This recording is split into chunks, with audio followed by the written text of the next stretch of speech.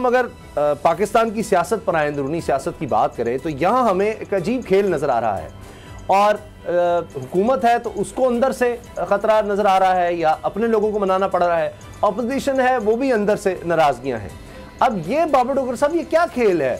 और ये जिस तरह से बड़ी तेज़ी से वज़ीर आला ने मामला तय कर लिए हैं, बाज़ लोग इसको ये कह रहे हैं कि जनाब डील हो गई या मामला तय कर लिए, या ये कहा जा रहा है जी कि जिस तरह से आगे बढ़ रहे थे जहांगीर तरीन साहब, उनको समझाया गया है कि आप कुछ ज़्यादा ही शॉट्स खेल रहे हैं हवा में, ये कैच आउट भी हो सकते हैं, तो उनको भी समझ आया, इसलिए उन्होंने भी फिर वो पार्लिमानी ग्रुप और ये सब बातें वापस ली हैं।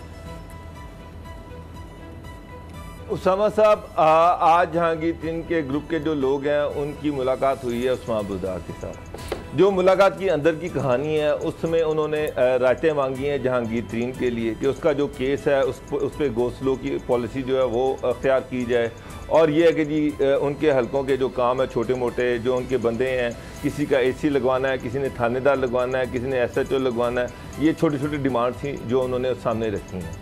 अब मेन डिमांड थी जी जहांगीर तरीन पे हाथ हल्का रखा जाए।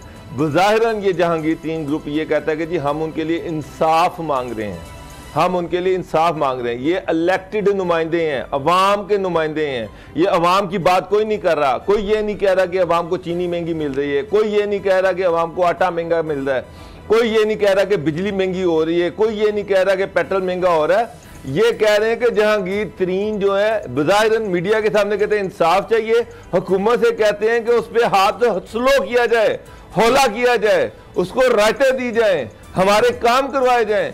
उसामा साहब, ये इनकी औकात है। ये गवर्नमेंट को ब्लैकमेल करने उतरा हुआ है, ये इमरान खान को ब्लैकमेल करने चले हुए हैं। जो आई है उनकी आ गई है, जफर अली जो है, बैरिस्टर अली जफर जो है, उनकी रिपोर्ट अब आहिस्ता आहिस्ता बाहर आनी शुरू हो गई है।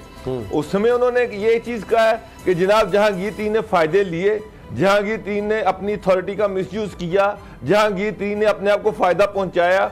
हाँ, सिर्फ इतना इशू ये है कि जहांगीर तरीन के खिलाफ जो केसेस है वो ज़्यादा तेज़ चल रहे हैं, बाकियों के खिलाफ स्लो चल रहे हैं। लेकिन ये उन्होंने नहीं कहा कि जहांगीर तरीन बेकसूर है, उस पर जानबूझ के गलत केस बनाए गए, उसको जाली तौर पे इम्प्लीकेट किया गया, ये किसी ने नहीं कहा। उस रिपोर्ट में ये नहीं है। उन्होंने कहा जी इस रिपोर्ट में शहबाज शरीफ भी है, इसमें और लोग भी हैं, लेकिन जहांगीर तरीन को तरह ज्यादा फोकस किया जा रहा है। लेकिन बेकसूर नहीं है वो इसमें चीनी की जो चोरी हुई है उसमें बराबर का कसूरवार है, बराबर का मुजरिम है। सिर्फ ये कि उसको उस पर थोड़ा सा हाथ ज़रा तेज रखा गया, ये उसकी रिपोर्ट है। उसमें कहीं नहीं लिखा कि जहांगीर तरीन ने कुछ नहीं किया, वो मासूम है और उसको जान के गलत रगड़ा लगाया जा रहा है। हाँ, रगड़ा थोड़ा सा जल्दी लगाया जा रहा है, ये सारी हकीकत है। अब ये फेडरल गवर्नमेंट को भी ब्लैकमेल कर रहे हैं, अब ये पंजाब गवर्नमेंट को भी ब्लैकमेल कर रहे हैं। आज मिले हैं चीफ मिनिस्टर ने, उनके जो छोटे छोटे मुतालबात हैं उन पे उन्होंने कहा जी ठीक है ये कर दें इनके। एक डिप्टी सेक्रेटरी जो ग्रेड 17 या 18 का अफसर होता है, उसको कहा कि ठीक है जी ये आपको देखेगा, आप इसका नंबर ले लें, आप इसको अपनी मुतालबा बता दिया करें, जो आपके जायज़ मुतालबात हुआ करेंगे वो फौरी तौर पर कर दिया करेगा।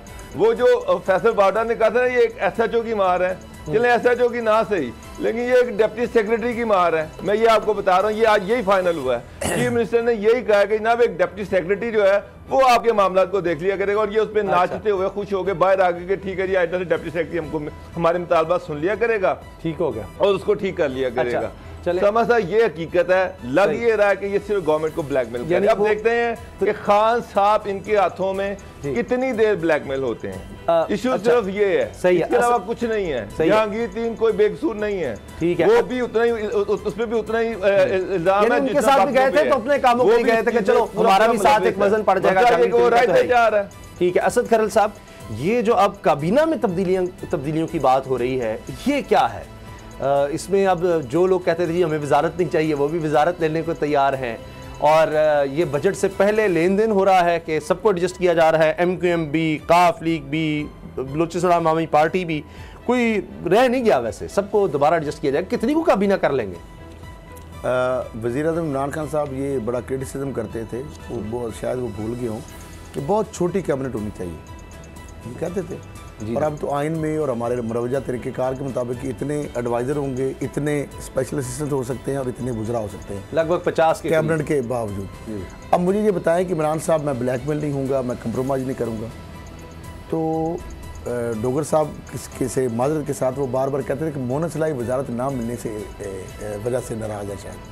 तो अब काफ लीग को वजारत जो मिली है वो काफ लीग ने अगर बांटनी है ना तो कामल अली आगा को दे रहे हैं। मोहन सलाई वजारत ना लेने के लिए तैयार नहीं है।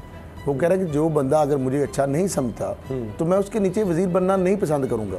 तो लगा काफ लीग को वजारत जो वो दे रहे हैं तो उसके लिए वो कामल अली आगा का नाम देंगे, मोहन सलाई का नाम नहीं देंगे।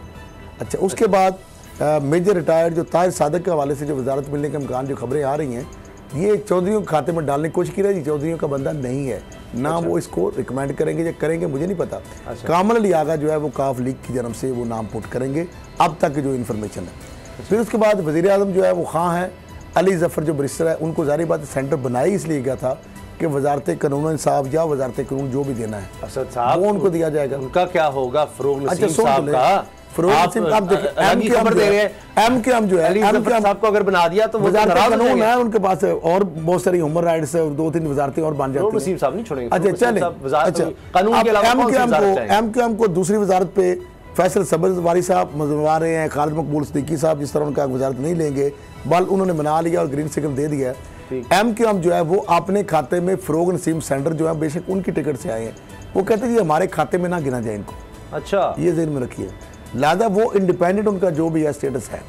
फरोग नसीम साहब एम के कोटे से बेशक वो सेंटर हैं, लेकिन वो कहते हैं कि ये मतलब हमारे साथ ना गिना जाए, तो वो भी मान गए। तीसरा जो बाप है बलूचिस्तान अवामी पार्टी, उनको मजीद एक वजारतदान की पेशकश की जा रही और उसके लिए अनवार काकड़ साहब हैं वो वजीर होंगे या चेंज भी कर सकती है। बाप का ये अपनी फैसला है। अच्छा, अब मामला ये है कि एक एमक्यूएम को वजारत मिल गई, गवर्नमेंट दे रही है, गवर्नमेंट दे रही है बजट से पहले। तो नहीं दे रही। अच्छा चले, खुशी से नहीं दे ना, ब्लैक मेल ऊपर। दूसरा इत्तेहादी है ना, काफ लीग को वजारत गवर्नमेंट दे रही है, उन्होंने नहीं मांगी। बाप को वजारत वफाकी गवर्नमेंट वज़ीर आज़म इमरान खान दे रहे हैं, उन्होंने मांगी है या नहीं मांगी, वो रहता बात है बलूचिस्तान के वाले से बड़े सख्त क्राइसिस चल रहे हैं। चले तो ना देना इमरान खान साहब, इमरान खान साहब ब्लैकमेल ना हो। आगे अगली बात जो डोगर साहब ने कहानी बताई, बिल्कुल ये लोग जो मिले हैं नाम उनके सुन ले। नज़ीर चौहान वज़ीर से मुलाकात जो की है वो कह रहे हैं जी सूबे की बेहतरी के लिए मुलाकात की है। तहरीकर साहब रहते हुए अपने तफजात इमरान खान तक पहुँचाएंगे और उसमें दीगर जो है सईद अकबर नवानी मुलाकात कर रहे हैं, अजमल चीमा, नुमान लगड़िया जो वज़ीर भी हैं और सारा उनके तल्लक भी है, वो कर खास भी हैं, उस्मान बुज़दार साहब के, जवार बड़ाच हैं और इसके बाद उमर आफ्ताब हैं और ओन चौधरी हैं। अब ये वो लोग हैं, इसमें ज़्यादातर वो लोग हैं जिस तरह नुमान लगड़िया और कुछ लोग जो कि राजदान भी हैं बहुत सारे मामला, जिस तरह नुमान लगड़ियाल और कई ऐसे मामले स्कैंडल्स हैं जो इमरान खान तक भी पहुंचे जिसमें इनका रोल था।